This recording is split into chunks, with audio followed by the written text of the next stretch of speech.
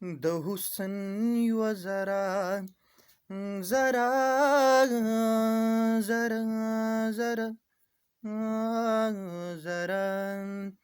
د حسن یوه زره یې په حساب اخیستی دی د مخ له په سرلو دې رنګ ګلاب اخیستی دی د مخ له په سرلو دې رنګ ګلاب اخیستی دی توپیر د انسانیت او د وحشت ترمنځ دا دی توپیر د انسانیت او د وحشت ترمنځ دا دی د یو لاس کې ټوپک دی بل کتاب